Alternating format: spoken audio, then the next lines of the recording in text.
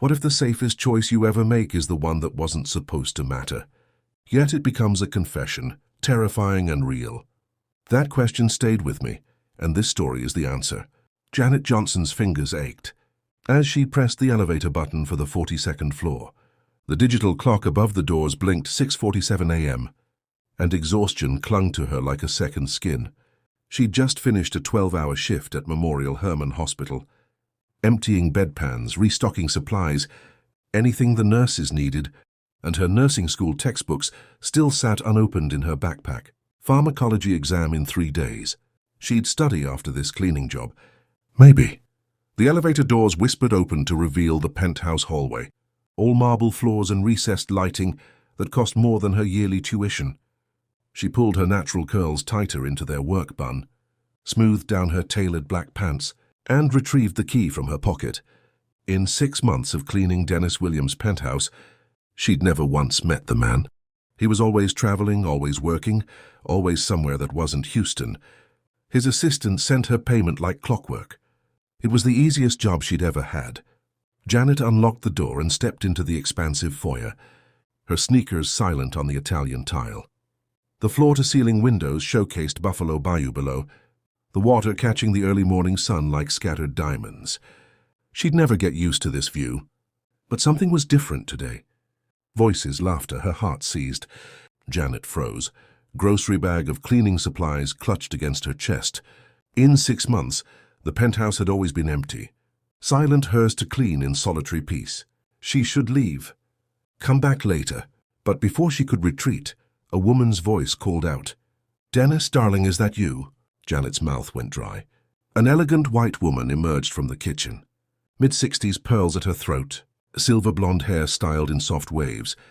Her face lit up with such genuine warmth that Janet couldn't move. Behind her, a distinguished man appeared. Salt and pepper hair, expensive sweater, the same sharp jawline Janet had seen in the family photos she dusted every week. Oh, the woman's hand flew to her chest. "You must be Janet!" The grocery bag nearly slipped from Janet's fingers. "I want Robert, look!" "Hey, it's Janet." The woman rushed forward, and before Janet could process what was happening, she was enveloped in a hug that smelled like Chanel No. 5 and warmth. "We've heard so much about you, dear. I'm Margaret, Dennis's mother, and this is his father, Robert." Janet's mind reeled. Her dark brown eyes widened as Robert extended his hand, shaking hers with the firm grip of someone accustomed to boardrooms and country clubs. "A pleasure to finally meet you," Robert said, his smile kind. "Dennis has been keeping you all to himself. I'm sorry, I think there's been—" Now, no apologies needed. Margaret looped her arm through Janet's, guiding her toward the kitchen with surprising strength. "We know Dennis wanted to introduce us properly, but Robert and I were in the neighborhood and simply couldn't resist. We used our spare key. I hope that's all right." The kitchen gleamed untouched, because Janet had cleaned it just 3 days ago. The morning sun streamed through the windows, illuminating the marble countertops where Margaret had apparently made herself at home.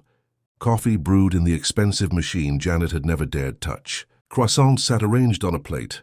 "Please sit," Margaret insisted, pulling out a bar stool. "You look exhausted, dear. Has Dennis been working you too hard? That boy in his hours, I swear." Janet's blouse suddenly felt too tight. Her brown skin flushed hot with confusion and creeping mortification. They thought she was Dennis's girlfriend. His girlfriend. Not his cleaning lady who'd never even met him. Say something. Correct them, explain. But Margaret was already pouring coffee, and Robert was asking about her work, and the words tangled in Janet's throat. How did you tell two people who were looking at you with such hope, such genuine affection, that their son had lied to them, that you were just the help? I work at Memorial Hermann, Janet managed, which wasn't a lie, and I'm in nursing school at HCC, a nurse. Margaret clasped her hands together. "Oh, that's wonderful. Dennis mentioned you were driven, ambitious," he said. She paused, her eyes growing misty. "He said you reminded him what really matters in life." Janet's chest constricted. What kind of elaborate story had Dennis William created? "When Dennis told us about you, I'll admit, Robert and I were surprised," Margaret continued, settling onto the stool beside Janet. "Our son has always been married to his career. Executive vice president at 35, you know. We're proud, of course, but we've worried. He's been so alone in this beautiful prison he's built for himself. Robert nodded, sipping his coffee. Then he called last month, and for the first time in years he sounded happy. Said he'd met someone special, someone real. The croissant turned to ash in Janet's mouth. "We won't keep you long," Margaret promised, patting Janet's hand. Her skin was soft, moisturized. Nothing like Janet's mother's work-worn fingers back in Third Ward. "I'm sure you have class or work. We just wanted to see the woman who finally captured our son's heart." 2 hours later, Janet stumbled back into the elevator, her mind a hurricane of confusion and dread. Margaret had hugged her goodbye, made her promise to come to their ranch in Katy for Sunday dinner. Robert had told her she was good for Dennis, that he could see it in her eyes, the kindness Dennis needed. Her phone buzzed as the elevator descended. Unknown number. Janet almost didn't answer, but something instinct, curiosity, the universe's sixth sense of humor, made her press accept. "What the hell did you tell my parents?" The voice was deep, rough, edged with panic, masculine, definitely not a telemarketer. "Excuse me?" Janet's exhaustion evaporated, replaced by indignation. "Who is this?" "Dennis William, the guy whose penthouse you clean. The guy whose parents just called him, raving about his lovely girlfriend Janet, who they ambushed this morning." The elevator doors opened to the parking garage. Janet walked to her beat-up Honda Civic on autopilot, phone pressed to her ear. "I didn't tell them anything," she snapped. "They were there when I arrived. They assumed. You want to know what I told them? Nothing. Because apparently you already told them plenty." Silence on the other end. Then a long, exhausted exhale. "Listen." Dennis's voice dropped, losing its edge. Now he just sounded tired, defeated. "I can explain. I know how this looks, do you?" Janet yanked open her car door. "Because from where I'm standing, you lied to your parents about having a girlfriend, and now I'm somehow the star of your little fiction. I never meant for you to get involved. I needed them to stop. The setup dates, the concerned phone calls, the disappointment every time I came home alone to another holiday." Janet closed her eyes. She understood that kind of pressure. Her own mother asked about grandchildren every Sunday after church. "Meet me," Dennis said quietly. "Please, tonight. I'll be back in Houston by 6. We need to talk. Mr. William." "Dennis and Janet, I'm sorry. I'm so damn sorry. Just give me a chance to fix this." Against every ounce of common sense, against the screaming voice in her head telling her to run, Janet heard herself whisper, "Where?" The penthouse felt different at 7 p.m. Janet had returned after a quick shower and change of clothes. Nothing fancy, just clean jeans and a soft burgundy sweater. That brought out the warmth in her brown skin. She'd left her curls down this time, natural and free around her shoulders. Not for him, for herself. She told herself that lie as she waited. The elevator chimed and her breath caught. Dennis. William stepped into his own penthouse, like he was walking into a business meeting. Swift, confident, commanding. But Janet saw the tension in his shoulders, the way his steel-gray eyes swept the room before landing on her.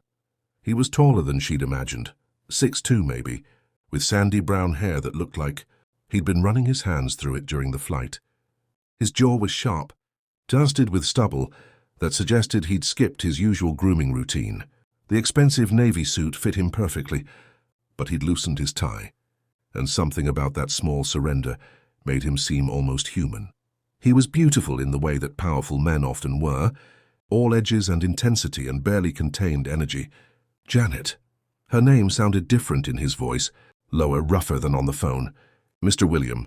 "Dennis," he corrected, setting down his briefcase. "Please." They stood there, 10 feet apart, the sprawling penthouse suddenly feeling too small. The city lights of Houston glittered behind him through the windows. Highland Village alive with evening traffic. People heading home to real lives, honest lives. "Can I get you something?" Dennis gestured toward the kitchen. "Wine? Water?" "I have." An explanation. Janet cut him off. "That's what I need." His mouth quirked, almost a smile. "Fair enough." He shrugged off his suit jacket, draped it over a chair, and Janet tried not to notice how the crisp white shirt stretched across his shoulders. The truth is embarrassingly simple. I'm 35, successful, unmarried, and my parents have made it their personal mission to fix that last part. He moved to the bar cart, poured himself 2 fingers of scotch. Didn't drink it, just held it. Every holiday, every family dinner, Every goddamn phone call. It's the same conversation. When are you going to settle down, Dennis? When are you going to find a nice girl? Your father and I aren't getting any younger. We want grandchildren. 3 months ago at my cousin's wedding, my mother introduced me to 4 different women before the cake was even cut. Janet's jaw tightened. She knew that pressure. Different circumstances, same suffocation. So I lied, Dennis continued, his voice dropping. I told them I'd met someone. Someone special. I made you up, Janet. Gave you a name, a job, a whole life. I thought it would buy me time. Get them off my back so I could focus on the merger. I've been working on for 2 years. He finally met her eyes. I never thought they'd actually come here. I never meant for you to get caught in this. But I did. Janet stood, anger heating her blood. Your mother hugged me. Your father shook my hand and told me I was good for you. They looked at me with hope, Dennis. And I had to smile and nod and pretend. I wasn't some broke nursing student who cleans your toilet twice a week. He flinched. Good. I want to make this right, Dennis said. Then tell them the truth. I will. He set down the untouched scotch, took a step toward her, eventually. But right now, if I tell them I lied, my mother will be devastated. She called me twice on my flight home, talking about how radiant you seemed, how she could tell you had a good heart. His gray eyes searched hers, desperate. Give me time to figure out how to break it to them gently. A few weeks, maybe a month? No. Janet, no, she repeated, grabbing her purse.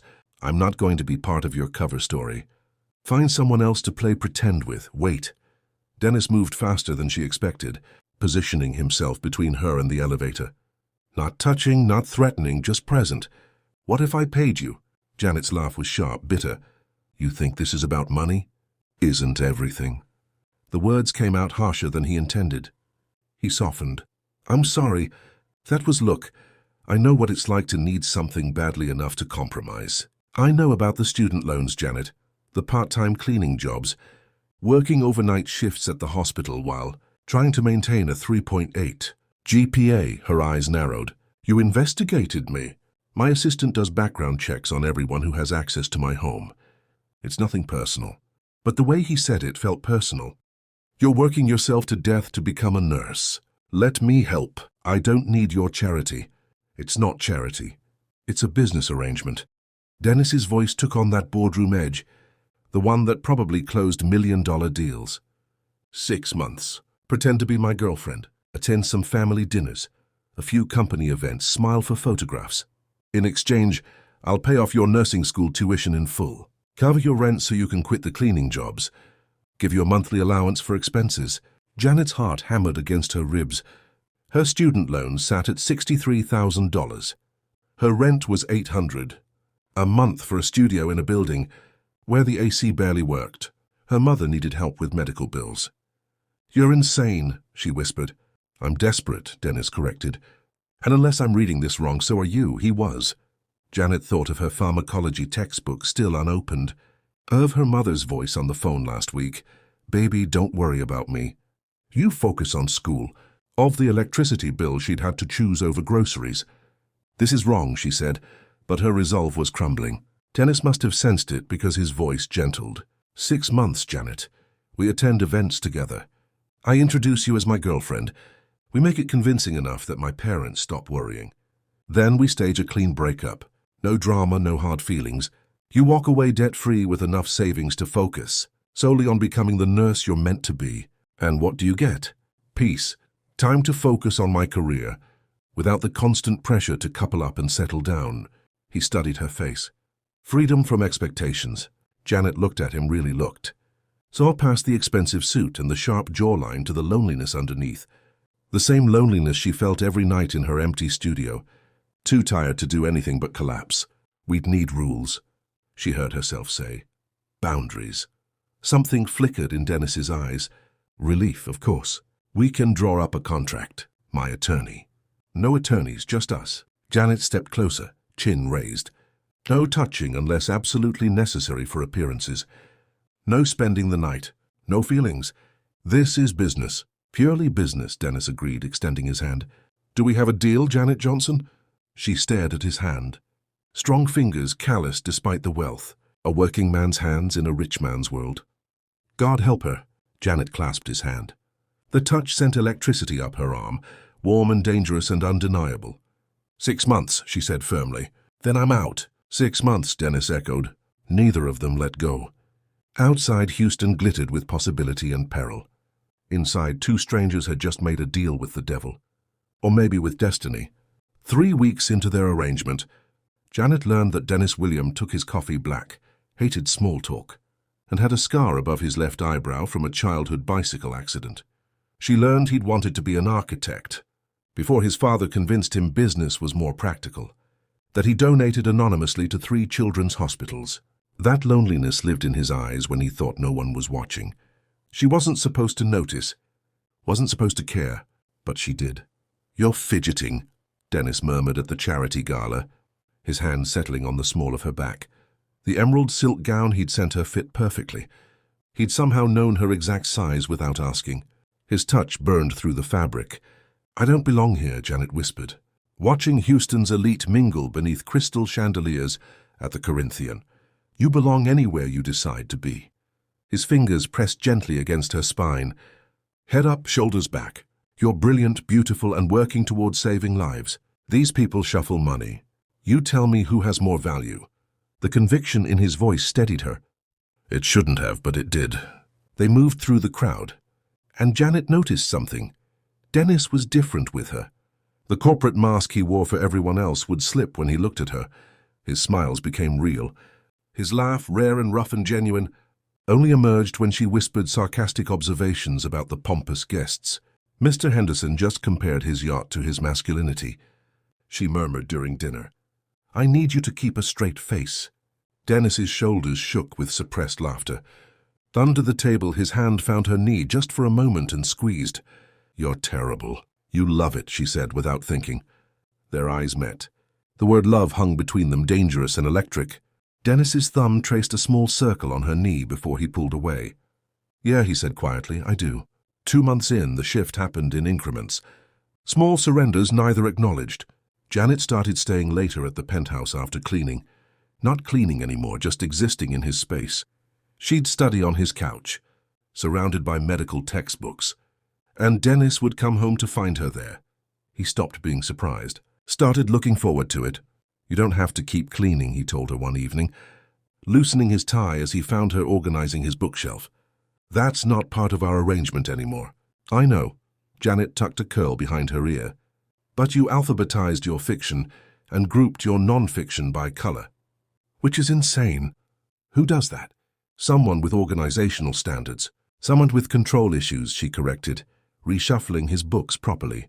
Dennis watched her work, jacket discarded, sleeves rolled up. You're wearing my sweatshirt. Janet looked down. The Rice University hoodie swallowed her frame. She'd found it draped over a chair and pulled it on without thinking. It smelled like him. Cedar and something crisp she couldn't name. I'll wash it, she said quickly.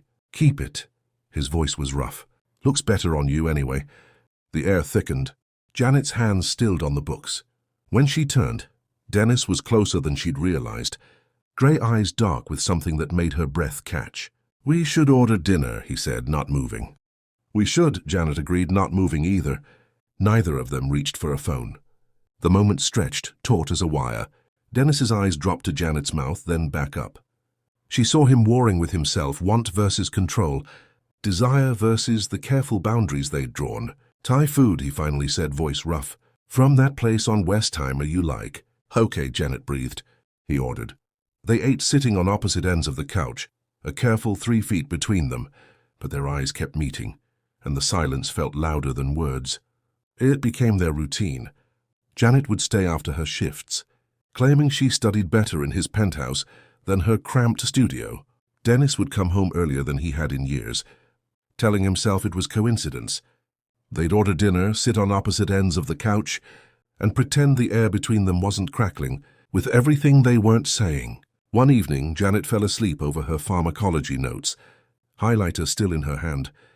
Dennis found her like that, curls spilling across his throw pillow, one hand tucked under her cheek, looking peaceful in a way that made his chest ache. He should wake her, send her home, maintain the boundaries. Instead, he draped a blanket over her shoulders and sat in the chair across from her, just watching. The city lights played across her face. She murmured something in her sleep, something that sounded like his name, and his heart cracked open. Janet woke at 3 a.m. to find Dennis asleep in the chair, laptop dead on his lap, neck bent at an uncomfortable angle. She should leave, sneak out, pretend this domesticity wasn't wrapping around her heart like a vice. Instead, she stood, placed a hand on his shoulder. "Dennis, come on. You'll hurt your neck." He blinked awake, disoriented. "You're still here. You let me sleep." They stared at each other in the dim light. Two people standing at the edge of a cliff, knowing if they jumped, there was no going back. "Good night, Dennis," Janet whispered, grabbing her bag. "Stay." The word escaped before he could stop it. "I mean, it's late. The guest room is made up. You shouldn't drive when you're this tired." It was a reasonable offer, practical. It was also a terrible idea. "Okay," Janet said anyway. She used the guest bathroom, borrowed one of his t-shirts that fell to her thighs. When she emerged, Dennis was in the hallway, having changed into sleep pants and nothing else. Janet's mouth went dry at the sight of his bare chest, the lean muscle she'd only imagined beneath those expensive suits. "If you need anything," he started. "I know where you are," she finished. Neither moved. The space between them felt impossible to cross, and impossibly small all at once. "Good night, Janet," Dennis said, his voice strained. "Good night." She closed the guest room door and pressed her back against it, heart racing. In his room down the hall, Dennis lay awake, staring at the ceiling, knowing she was 20 feet away and might as well have been on another planet. The next morning, they were carefully polite over coffee, professional, like they hadn't spent the night acutely aware of each other's proximity, like they weren't both coming apart at the seams. Sunday brunch with Margaret and Robert became sacred. Janet stopped performing and started just being. She laughed at Robert's terrible jokes, helped Margaret in the kitchen, argued with Dennis about the Astros lineup, while his parents watched with knowing smiles. "They think we're real," Janet whispered one afternoon as they walked to Dennis's car, his parents waving from Brennan's entrance. "Aren't we?" Dennis opened her door, hand lingering on the small of her back. "Dennis, I know. The arrangement, the rules." He closed her door, walked around to the driver's side. "Didn't start the car, but when you're with them, with me, it doesn't feel like pretending anymore." Janet's heart hammered. "What does it feel like?" He turned to her, and the raw vulnerability in his expression nearly undid her. "Like coming home." By the 4th month, the cracks in their carefully constructed walls widened. Dennis started texting her during work. Nothing important, just thoughts. Client just compared his company to a well-oiled machine. "I think he's never actually seen a well-oiled machine." Janet would laugh in the middle of her hospital shift. And her co-workers started asking about the man making her glow.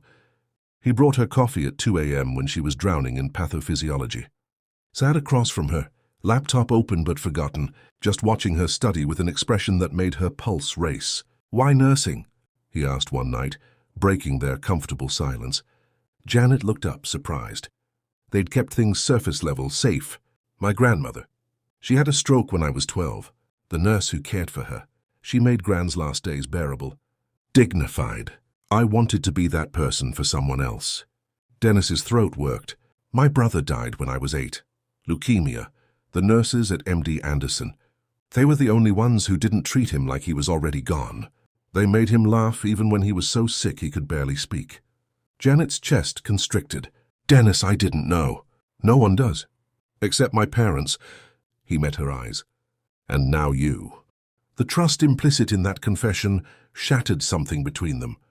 Janet reached across the table, covered his hand with hers. He turned his palm up, lacing their fingers together. They sat like that for an hour, books forgotten, just holding on. The breaking point came at an Astros game. Dennis had surprised her with tickets. Not corporate box seats, but regular stands. Hot dogs and cotton candy and the smell of beer in summer. Janet wore jeans and his rice hoodie. He wore a t-shirt she'd never seen him in, looking younger and more relaxed than she'd thought possible. "This is perfect," she said as they found their seats. "Yeah," Dennis's smile was boyish. "I thought you might prefer this to another stuffy gala." "You thought right." They watched the game, shoulders pressed together, and Janet felt Dennis's hand creep toward hers on the armrest, hesitant, asking permission. She laced her fingers through his and felt him exhale. "Janet," he said during the 7th inning stretch, cotton candy forgotten in his lap. "I need to tell you something." Her heart stopped. Okay, this arrangement. I know we have rules, boundaries, an expiration date. His jaw tightened. But I'm breaking every single one of them in my head. Every time I see you, every time you laugh, every time you fall asleep on my couch with highlighter on your cheek, I'm breaking our contract. How? She whispered. By wanting more. His grey eyes burned into hers. By counting down the hours until you're in my space again. By lying awake thinking about what it would feel like to kiss you, touch you, wake up next to you. His thumb traced circles on her palm. By falling completely, catastrophically in love with you. The stadium roared around them. Someone had hit a home run, but Janet only heard her heartbeat wild and desperate. Say something, Dennis pleaded. Tell me I'm alone in this. Tell me to back off. Tell me, she kissed him. Right there in section 132, surrounded by thousands of strangers. Janet Johnson kissed Dennis William like her life depended on it. His hand cupped her face and he kissed her back, deep and hungry and devastating. She tasted cotton candy on his lips and felt his heart racing against her palm. When they broke apart, both breathing hard, Dennis pressed his forehead to hers. Your place, Janet whispered. Right now. They barely made it through the penthouse door, but there was no frantic tearing of clothes. Dennis slowed everything down, his hands trembling as he cupped her face. Are you sure? His voice cracked. Because once we cross this line, Janet, I can't go back. I won't be able to pretend anymore. I don't want you to pretend. She pulled him closer. I'm in love with you too, Dennis. I have been for weeks. Maybe from the first time you brought me coffee, and didn't make me feel small for needing help. He kissed her again, tender and reverent, walking her backward toward his bedroom. They undressed each other slowly, every button a confession, every inch of revealed skin a truth neither could deny. When Dennis laid her on his bed, he took his time, kissed the curve of her neck, the swell of her breasts, the soft skin of her inner thighs, worshipped her brown skin like it was sacred. You're so beautiful, he breathed against her stomach. So goddamn beautiful. Janet pulled him up, kneading his mouth on hers. I need you, please. When he finally entered her, slow and deep and perfect, they both gasped. Dennis stilled, eyes locked on hers. I love you, he said, hips beginning to move. I love you so much. I love you, Janet answered, wrapping her legs around him, taking him deeper. I love you. They moved together, not frantically, but with the deliberate intensity of two people, finally admitting the truth. Every thrust was a promise. Every kiss was a vow. When pleasure crashed through them, they held each other through it, foreheads pressed together, breathing the same air. After, Dennis pulled her against his chest, her curls spread across his shoulder. His fingers traced lazy patterns on her spine. What happens now? Janet whispered. Now? Dennis kissed her temple. Now we stop pretending this was ever fake. Now we figure out how to make this real. Together. Janet smiled against his skin, feeling his heartbeat steady and strong beneath her palm. Everything had changed, and neither of them wanted to take it back. Dennis didn't pull away after that night. He couldn't have even if he'd wanted to. But the world had other plans. Janet moved through her days in a haze of happiness she didn't know was possible. Dennis would text her between meetings, missing you. Dinner tonight? She'd respond with heart emojis she'd never used before, feeling like a teenager and not caring one bit. Her co-workers at Memorial Herman noticed. Girl, whoever he is, he's got you glowing, Shanice said during their shift. When do we get to meet this mystery man? Soon, Janet promised, smiling as another text came through. Thinking about you in my rice hoodie. And out of it. She blushed, typing back, behave. I'm at work. Never. But everything shattered 3 weeks later. Dennis called her during her lunch break, and the tension in his voice immediately set her on edge. Janet, we need to talk. Can you come to the penthouse after your shift? What's wrong? A long pause. Philip Carter knows about the arrangement. About everything. Janet's sandwich turned to dust in her mouth. How? My assistant Miranda. She's been with me for 8 years. I trusted her completely. Apparently Philip's been courting her for months, taking her to expensive dinners, and she told him everything. The cleaning payments, the arrangement, all of it. She didn't think it would matter since we're clearly together now. But Philip, Dennis's voice went hard. He's planning to use it against me, against us, Dennis. He's still furious about losing the senior VP position to me. He's been waiting for ammunition, and now he has it. She heard him exhale shakily. Janet, I'm so sorry. I never thought Miranda would betray my confidence. I never thought. It's not your fault, Janet said firmly, even as her heart raced. We'll figure this out. Together. She drove to the penthouse on autopilot, needing to see him, to figure out how to handle this together. But when she arrived, voices carried from the living room. Dennis's parents were there, unannounced, unexpected, and they didn't sound happy. Son, we need to talk about these rumors. Robert's voice was grave. Janet froze in the entryway, hand on the doorknob. What rumors? Dennis sounded tired, worn down. About you and Janet? Margaret said gently. People are saying, Dennis, they're saying the relationship isn't real. That you hired her to play a part. That she's using you. The silence was deafening. And what do you believe? Dennis finally asked. We believe what we see, Robert said firmly. And what we see is a young man who looks at a young woman like she hung the moon. But we also see our son, who's worked himself to the bone for 15 years, who's made deals and compromises and traded pieces of himself for success. We need to know, Dennis. We need to hear it from you. Is Janet real, or is she another business transaction? Janet held her breath, heart hammering. This was it, the moment of truth. Dennis could end this, protect his reputation, go back to his carefully controlled life. She started as a transaction, Dennis said quietly, and Janet's heart cracked. I invented a girlfriend to get you off my back about settling down. When you showed up and met the real Janet, my cleaning lady, I panicked. I offered her money to pretend. 6 months, then a clean break. It was supposed to be simple. Margaret made a small sound of distress. But nothing about Janet Johnson is simple. Dennis continued, his voice strengthening. She's brilliant, maintaining a 3.8 GPA while working 2 jobs because she's determined to become a nurse and help people the way someone once helped her grandmother. She's kind in a way I've never encountered. Sees the good in people I've written off. She calls me on my bullshit, makes me laugh, makes me want to be better than the corporate robot I've become. Janet's hand covered her mouth, tears streaming silently. The arrangement was fake, Dennis said, his voice breaking. But what I feel for her is the realest thing I've ever experienced. I'm in love with her. So completely in love that the thought of her walking away makes it hard to breathe. And if she does walk away, it won't be because of money or arrangements or any of the business aspects. It'll be because I don't deserve her. And she finally realized it. Dennis, Margaret whispered, I know I've disappointed you. I know I lied. But I won't apologize for loving her. Janet is the best thing that's ever happened to me. Meeting her made me realize why you and Dad has been married for more than 3 decades, and I don't care what Philip Carter or anyone else says. She's not a gold digger. She's not using me. If anything, I'm the one who doesn't deserve her. Janet stepped into the room, tears on her cheeks, heart in her throat. 3 pairs of eyes turned to her. Dennis's face went pale. How much did you hear? He asked hoarsely. Enough. She walked toward him, ignoring his parents. Enough to know that you're an idiot if you think you don't deserve me. Janet, no, let me finish.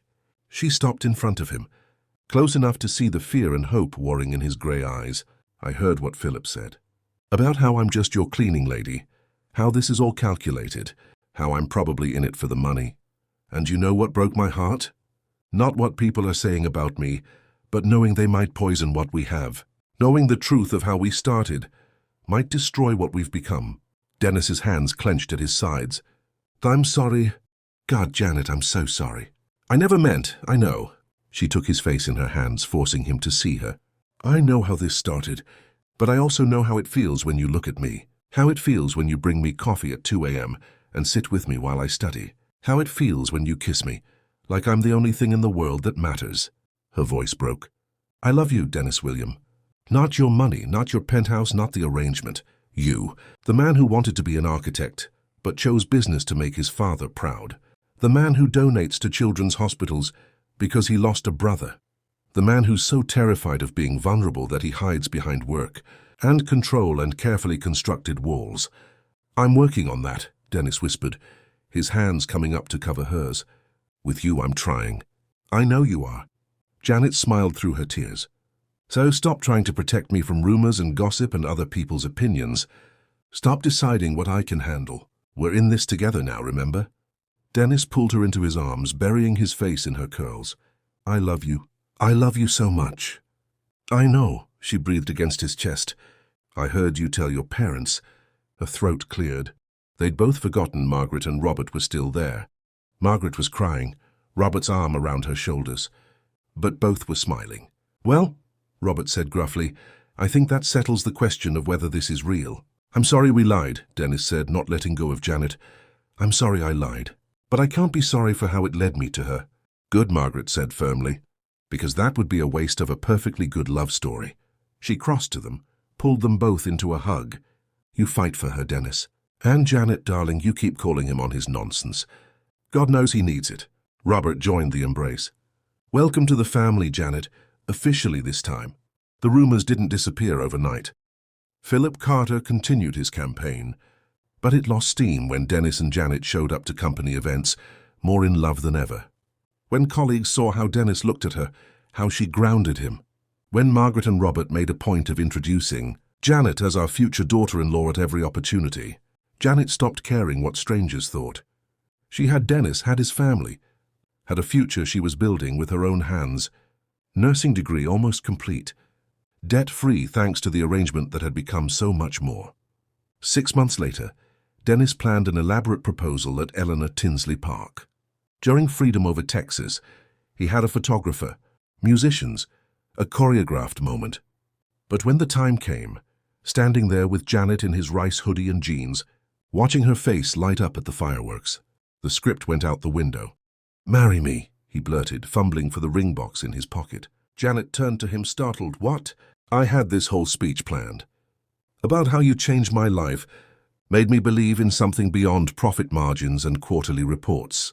How you're the bravest person I know, working yourself to exhaustion to achieve your dreams, while still finding energy to challenge me, to love me, to make me want to be better. He dropped to one knee right there on the grass, opening the box to reveal a simple, perfect diamond.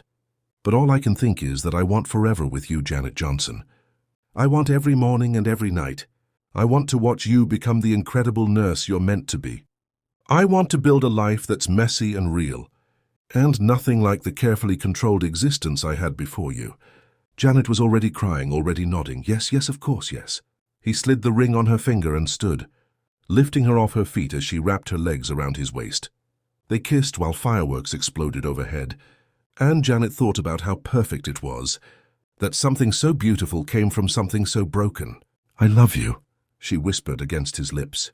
I love you more, Dennis countered. Impossible. Watch me try. 3 months later, Janet stood in the bridal suite of a small chapel in Houston's Heights neighborhood, staring at herself in the mirror. The dress was simple, ivory lace with delicate sleeves, fitted bodice flowing into a soft skirt that brushed the floor. Her natural curls were styled in an elegant updo, a few tendrils framing her face. Pearl necklace rested against her collarbone. Baby, you look beautiful, her mother whispered, tears already streaming down her face. Diane Johnson had flown in from 3rd Ward, and seeing her daughter in a wedding dress had broken her completely. My baby girl. A nurse and a bride. Mama, don't make me cry. I just got my makeup right, Janet laughed, but her own eyes were wet. Are you ready? Diane asked. Janet took a shaky breath, so ready. The chapel was small, filled with warm light and white roses. Friends and family gathered. Dennis stood at the altar in a black tuxedo, hands trembling slightly as he waited. Then the music started and Janet appeared. Dennis forgot how to breathe.